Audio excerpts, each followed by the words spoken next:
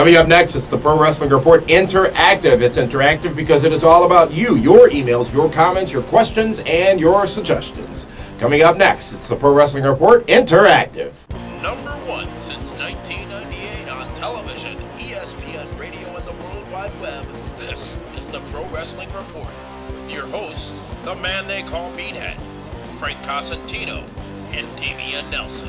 Professional wrestling news, opinion, and information from fans for fans. Welcome, ladies and gentlemen, to the Pro Wrestling Report Interactive. Damian Nelson sitting here alongside David Hero. An amazing week in wrestling so far. A lot to talk about. Last night's ESPN radio show with Lacey Von Erich of the TNA Knockouts of the Beautiful People. Epic, to say the least, and that's available right now on iTunes. But let's get to it. It is interactive. We're back. It's time to respond to your email questions, which can be submitted via our website at www.pwrshow.com. And our first email of the day comes to us from Ontario, Canada. A gentleman by the name of Matt. Matt says this: I hope you were able to catch TLC. I thought the show was average or just above average overall. The opening ladder match was great, but I didn't care so much for the title matches as they were short or simply didn't deliver, in my opinion. My question to you is, do you think the Orton-Kingston match last night did what it needed to do? And do you think they will continue this storyline into the Rumble? Or do you think the WWE will end it now and move on to something new for both of them? Your favorite topic, Kofi Kingston. Kofi Kingston. You know, I think they're going in the right direction because if Kofi defeats Randy Orton again, it just makes Randy Orton look that much weaker. It was a clean job. 1, 2, 3, middle of the ring. Yep. So then, of course, on Raw, they followed up with a tag match with Kofi that didn't involve Randy Orton. Right. So it's like, well... Well, he had, a match with John Cena to determine who the Superstar of the Year was in one match. Right. And of course, we haven't seen that match a dozen times this year. It made sense this week, though. It made sense to have that match on Raw, given what they explained, being it was for the Superstar of the Year. But it should to me, I was like, all right, this is a pass. Versus John Cena. Probably should have been, yeah. That's how it should have gone. But, I mean, boy, you got to wonder where Randy Orton and Kofi are going to go because there's still a lot of steam left in that, in that feud. Could be a Royal Rumble play, maybe. We see a lot of things develop in the Rumble. Who eliminates who screws who, all that stuff. And maybe we can see a rekindling of that feud coming up in January at the Royal Rumble. But the question is, where does Orton go from here? What's next? Where does Kofi go from here? What's next? And where does John Cena go from here? What's next? Well, I could see Randy Orton winning the Royal Rumble and getting a title shot. Isn't that Cena's spot? You would like to believe that would be Cena's spot. Because he's not going to lose another match until he becomes does that make WWE sense champion to you? again. I'm not before you're going to go into a match until I'm that night. The champion. Well, after defeating CM Punk in less than 3 minutes. No, but hear me out. I'm not going to lose another match until I become champion. Which is the match he would win. But he's saying he's not going to lose another match until then. That didn't work for Jack Swagger so well. No. You can see him on Superstars tomorrow night. Jack Swagger is a future WrestleMania headliner. Thank you, Matt from Ontario, Canada. Matt finishes out his email by saying, I love PWR. I've been a loyal fan for over 5 years. Check out the website almost daily for wrestling updates on your shows. Great job to everyone over there. Thank you very much for that. And as Matt said, and as we said, PWRshow.com is the place to be for all the updates on the show. And you can go ahead and watch any of our episodes on demand at PWRshow.com. John Powell from Birmingham, United Kingdom, sends this in. I'm glad that Sheamus won the WWE title. I don't like John Cena. I look at him as a poor man's Rock.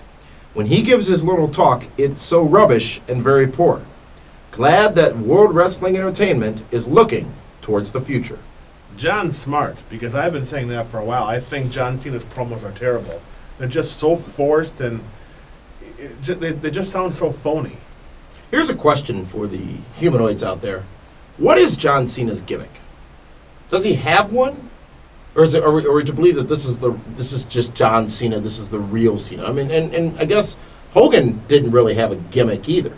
Hogan was trained, say your prayers, eat your vitamins. Is that a gimmick? That's no honky tonk man. That's no Ultimate Warrior. Oh no, but you know what? Hogan's gimmick was hulking up. True that. You know. So Cena's gimmick is being Super Cena. No, Cena's gimmick is getting a new T-shirt every other month. It's all about merchandising with him.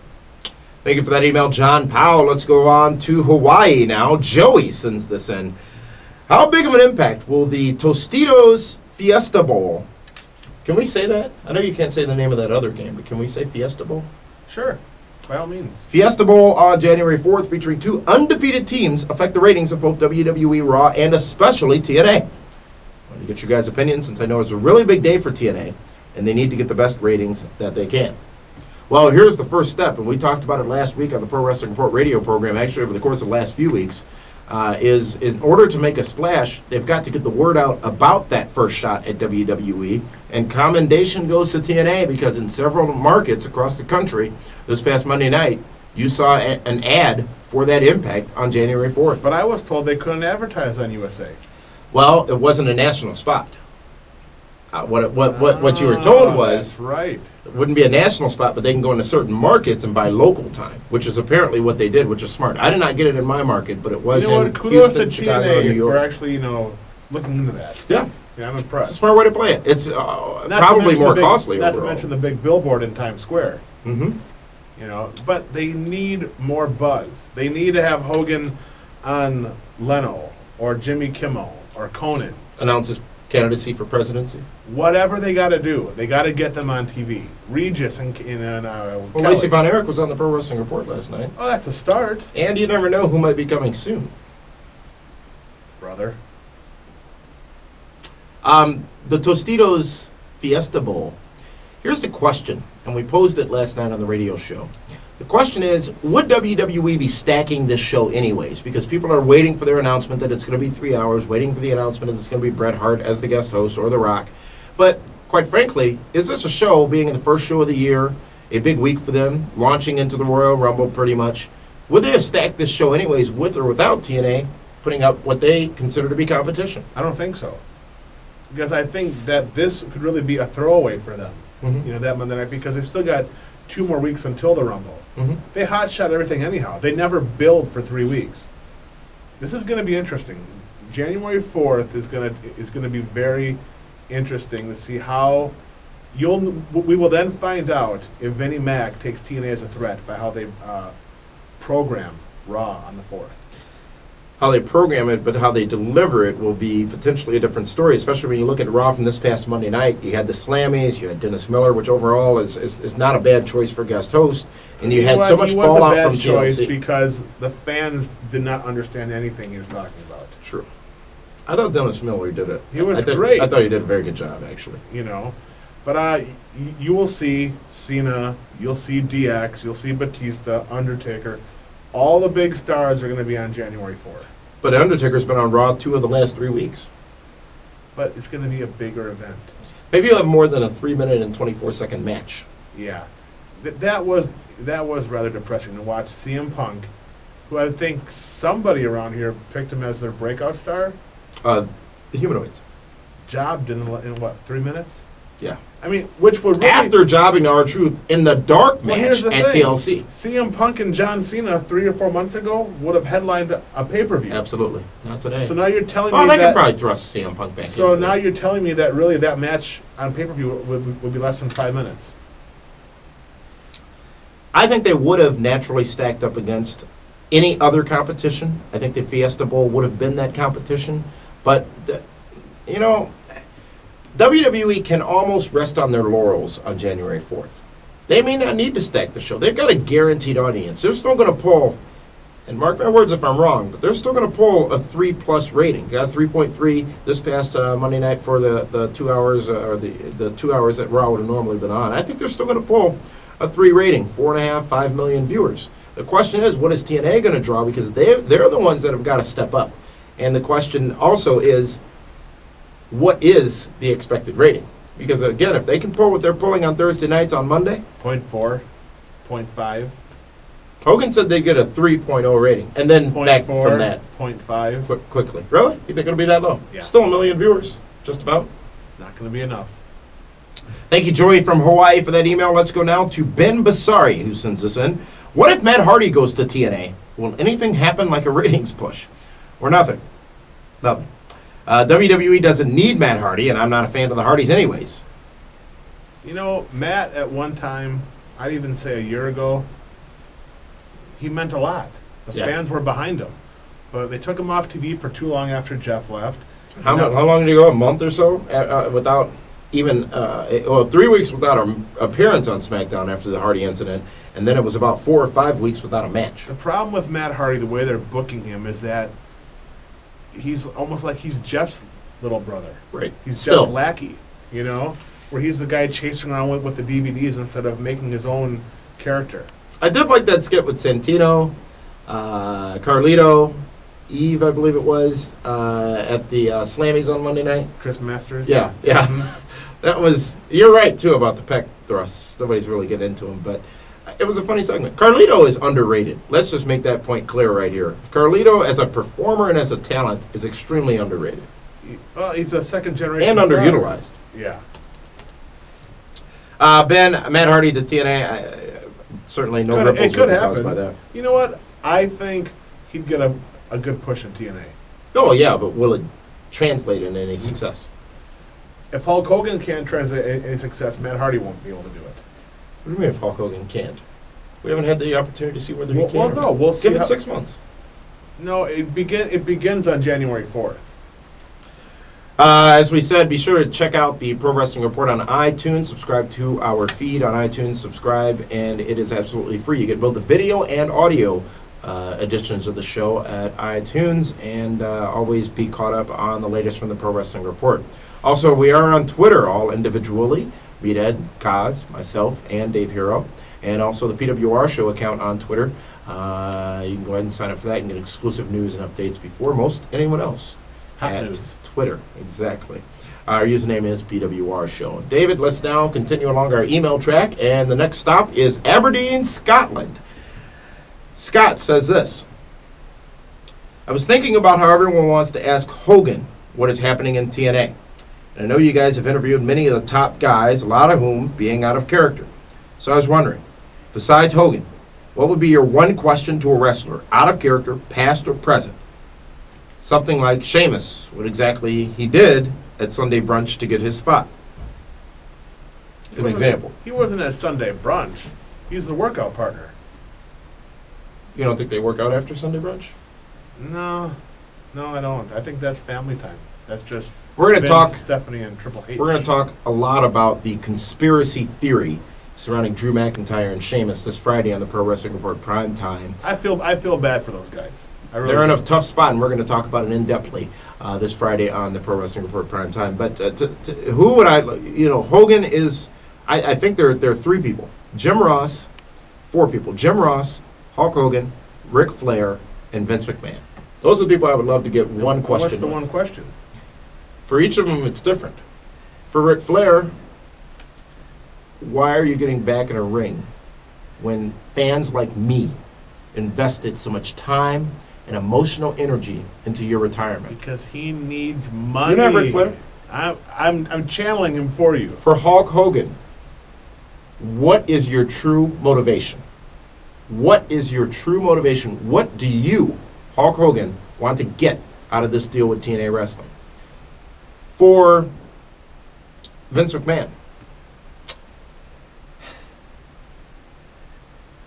walk me through a WWE production meeting. That's the question. Start to finish. It's an hour right there. And for good old JR, Jim Ross, what do you hate about the business right now? Those are the 4 questions for those 4 guys. Thank you for that email, Scott from Aberdeen, Scotland. Let's go down to Andy K, who sends this in. My question is, maybe Evan Bourne has the skill and in-ring ability. Why are you smirking? To be a bigger star than Cody Rhodes. Do you think Cody Rhodes will be a bigger star than Evan Bourne due to the fact that Cody Rhodes has the American dream to back him up? By backing him up, I'm saying Dusty Rhodes uses his friendship to influence the creative to help his son. An email from Andy K. Perhaps you should answer that. Answer it. I mean, Cody Rhodes is definitely the bigger star of the 2. Let's not forget. Since when? Since I've been saying it. So for the last 18 seconds. Absolutely. I mean, here's the thing. Let's not forget. The Rock, He did jobs early on. Absolutely. And he became one of the biggest stars in the business. Absolutely. Steve Austin. He did a job to hacksaw Jim Duggan. Absolutely. Became one of the biggest stars. Shawn Michaels to Buddy Rose and Doug Summers. Yeah. It's a matter of time before Evan Bourne. Now, of course, I'm not saying Evan Bourne will be The Rock, Shawn Michaels, or Steve Austin, but they all start out slow. And Evan Bourne, he's going to get there. Thank you for that email, Andy K. Next email comes from Rose Gillis. Says, I've been watching PWR for 7 months now. It's more entertaining than WWE 90% of the time. Thank you for that. Sure. Okay. 90%. That's a lot of time. Rose goes on to say, in my opinion, WCW died way before it was bought by WWE in 2001. Bischoff and Hogan held back and then fired the biggest potential superstar in the company, and that would be Stone Cold Steve Austin. Stone Cold became very popular in WWE, and I think he was more popular than Hogan. The question, if Austin had his Stone Cold gimmick in WCW and was a leader of the NWO instead of Hogan, do you think WCW would still be alive today? Not at all, because they had Bill Goldberg. He was their Steve Austin. Austin would not have been as good as he was in WWE if not for his firing from WCW and his time in ECW. Well, no, and also they found the right gimmick for him. Absolutely. He was the ringmaster at first. Yeah. You With, know? the $1 million belt. Yeah, I mean, it's all timing. I mean, the gimmick was at the right place at the right time. It was June 23rd, 1996, here in this very city, Milwaukee. I was there. I was Austin at 316 says I just whipped your ass. And that started. Remember the dark match that night? It was Aldo Montoya versus Triple H. Was it really? Oh, it was. You know, and Aldo Montoya was actually part of the clique. He was. He was the driver. Rose, thank you for that email. Let's go on now to an email from Sam Sabiri, who asks this. In your opinion, who are the top 5 young stars that WWE is pushing? The top 2 are Kofi and Sheamus. Who are the other 3? And please don't say Evan Bourne or Cody Rhodes. So you got Sheamus, you got Kofi. I think we can add one. Drew McIntyre. McIntyre. You got to say John Morrison. I don't consider him a young star. He's been around for a while. Yeah. He's relatively young. Morrison and Swagger? Yeah, I'd say Swagger. The last 2, though, the latter, not getting much of a push right now. But we could say Ted DiBiase. Yeah. Which is going to be better, the Marine or the Marine 2? Your unbiased opinion. The Marine. Fan of the Week, David Harrell. Jenna Witherly from the United Kingdom is our Fan of the Week this week on PWR Interactive. And Jenna says this. I don't think it's right how people who were fans of WWE are now saying that they are going to become fans of TNA just because of Hulk Hogan. I think that people are being hypocritical by switching from one company to another just because of Hulk Hogan. So-called fans of WWE did this when Hulk went to WCW. I have been a fan of WWE and watching WWE programming since 1997, and I think that wrestlers who go to TNA from WWE are just the wrestlers who have had their time and just go to TNA because they can't get any other work. Here's how I look at it. Bret Favre leaves from the Packers, goes to the Vikings. There's Packer fans, there are no Vikings fans. It's not that big of a deal. I'm a Hulkamaniac, and I'm going to watch TNA a little bit more closely to see what they do with Hulk Hogan. It's nothing personal, it's just business. It's business, and to that point, many people, and it's funny, the tone of this email is sort of the same tone of the people you're talking about. There are many people who chose to go over to TNA Wrestling. People chose to come back. Booker T chose to go to TNA Wrestling. Christian chose to go to TNA Wrestling. Kurt Angle chose to go to TNA Wrestling. Mick Foley chose to go to TNA Wrestling. Kevin Nash chose to go to TNA Wrestling. So many people made that choice, whether they were past their prime or not. That's a question for different opinions to Christian certainly wasn't past contribute. his prime. Not at all. He was Hardy actually wasn't. in his prime. Well, Jeff Hardy wouldn't say that was a choice. Maybe not. He wasn't past his prime. True. So to say people go to TNA because they can't get any other work is a bit unfair. While there are some of those cases, though, where people did go to TNA and TNA scooped up a lot of people that they may not have necessarily needed.